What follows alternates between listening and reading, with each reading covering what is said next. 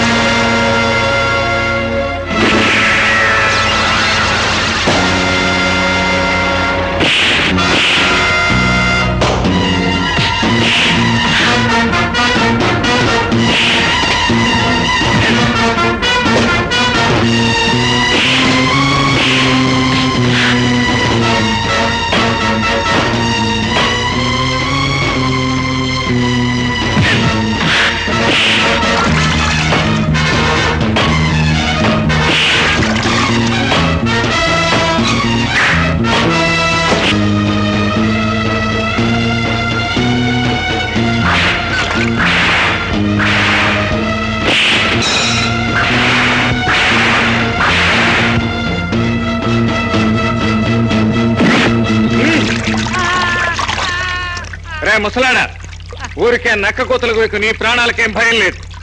Normal సావు కబురు మయటానికే నిన్ను వదిలేస్తున్నాను. ఆ బసవప్పగాడితో చెప్పు, వాడు చేసిన నేరాలు అంగీకరించే వరకు వాడి కొడుకు నా దగ్గరే బందీగా ఉంటాడని చెప్పు.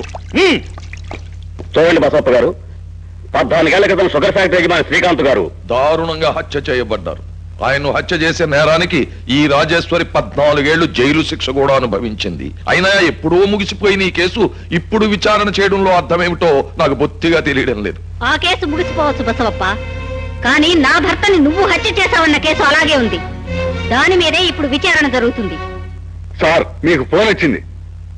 సార్, ఫోన్ వచ్చిందట, మాట్లాడి రావచ్చా? అలాగే వెళ్ళండి. హలో, ఎవరు? బసవప్ప. బోసు బాబా. ఎంక్వైరీలో నా తండ్రిని శ్రీకాంత్ని చంపింది నువ్వేనని ఒప్పుకుని ఎంక్వైరీ ఆఫీసర్ని తీసుకుని సరాసరి జడ్జి గారింటికి రావాలి. రాకపోతే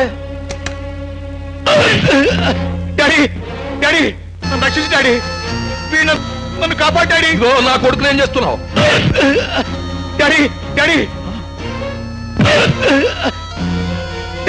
ఇదిగో, వాడిని ఏం చెయ్యొద్దు. బోసు బాబు, ఇప్పుడే నేను జడ్జి గారింటి బయలుదేరి వచ్చేస్తున్నాను.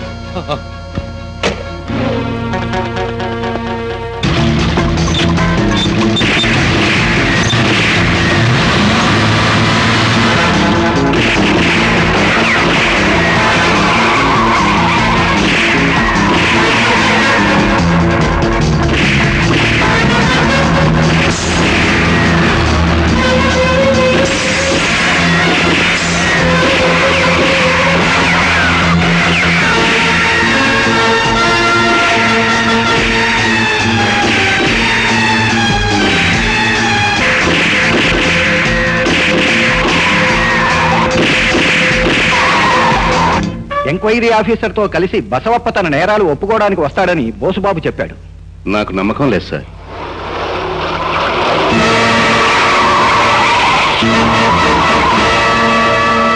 సార్, ఆ బసవప్ప మనుషులు నా మీద హత్యా ప్రయత్నం చేశారు. తుపాకులతో నన్ను వెంటాడారు. నీ మాట మాకు సాక్ష్యం కాదు బోసుబాబు. సాక్ష్యం సంపాదించాలని నేను చేస్తున్న ప్రయత్నంలోనే ఈ ఘోరాలన్నీ జరుగుతున్నాయి సార్.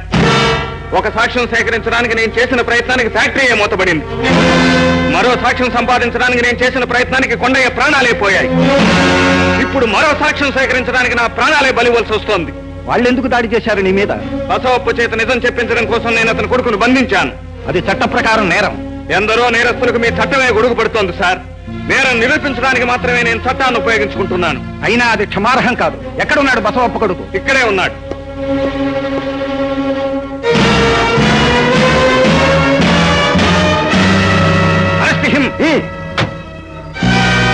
ఆగో ఆగో,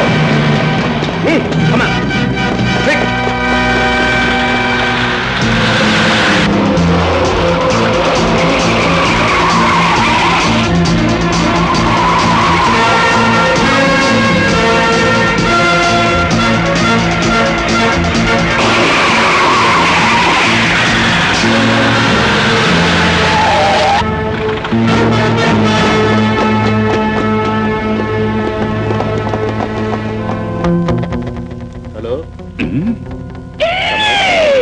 కమాలేసే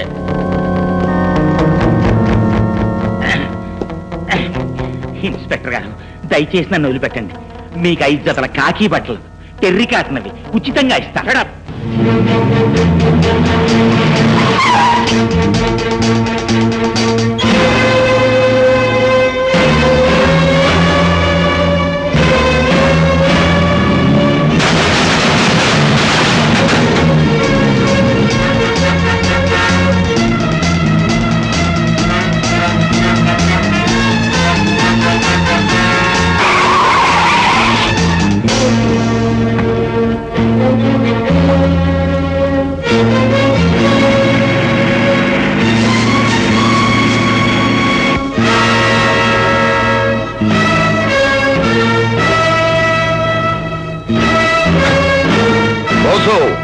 నా కొడుకును మర్యాదగా అప్పగించు. నువ్వు నేరాలన్నీ అంగీకరిస్తే తప్ప నీ కొడుకు నీకు దక్కడం.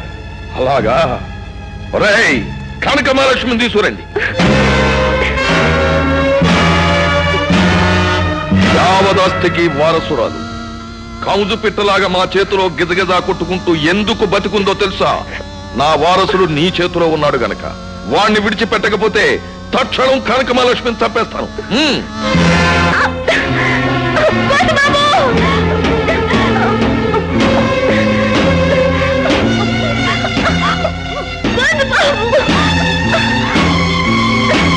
అయ్యా, మన బంగారు బాబు మాట్లాడేమిటి?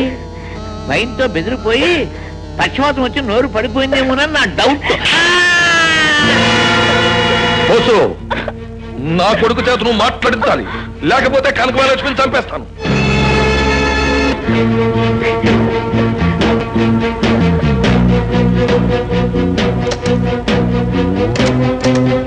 డాడీ, డాడీ, నన్ను రక్షించు డాడీ. వీడు నన్ను చంపేలా ఉన్నాడు, నన్ను కాపాడాడి. బంగారు, అలాగే బోసు, ఓకే, ఒప్పుకుంటున్నాను. నువ్వు కనక మహాలక్ష్మిని ఇటుపక్క పంపించు, నేను నీ కొడుకుని అటుపక్క పంపిస్తాను.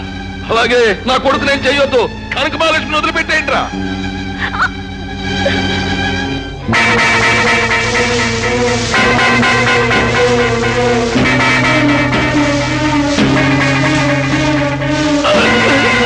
డాడీ, డాడీ, నన్ను రక్షించు డాడీ. వీడు నన్ను చంపేలా ఉన్నాడు, నన్ను కాపాడాడి.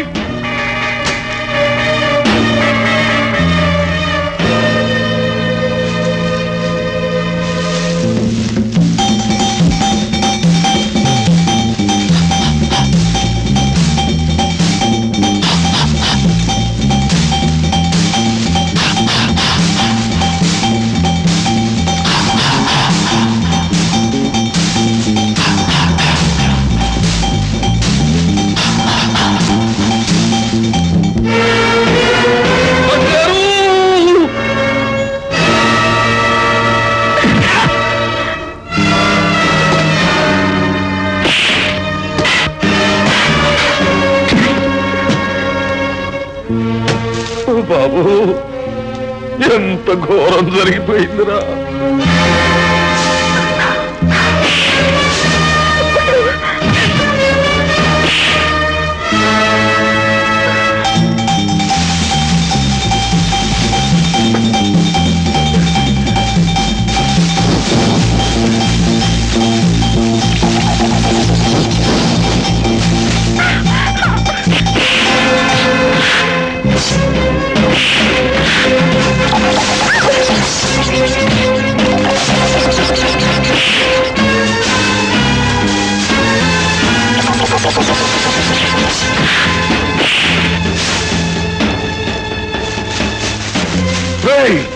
కనక మహాలక్ష్మిని కాల్చి తప్పండి.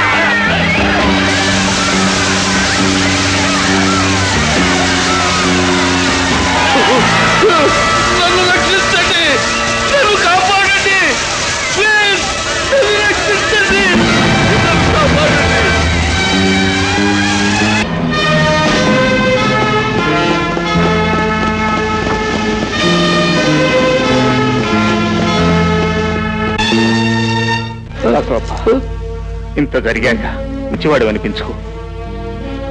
ఇప్పటికైనా నిజం చెప్పు. అయ్యా జడ్జి గారు, ఈ కనక మహాలక్ష్మి ఫ్యాక్టరీ కాదు వారసురాలు. సుబాబుని చంపాలని నేను చూస్తే ఆ వర్షంలో వచ్చి నన్ను రక్షించాడు. ఆ ఉత్తముడి కోసమైనా నేను నిజం చెప్తాను. శ్రీకాంత్ను చంపింది నేను, ఫ్యాక్టరీని నాశనం చేసింది నేను, రవీంద్రను పాముతో కరిపించి చంపించింది నేనే. చెరుకు రైతులకు నేను చేసిన ద్రోహానికి నాకు చెరుకు తోటలోనే శిక్ష పడింది. బోసు, జయం నీదే. బోసు, జయం మనదే. జయం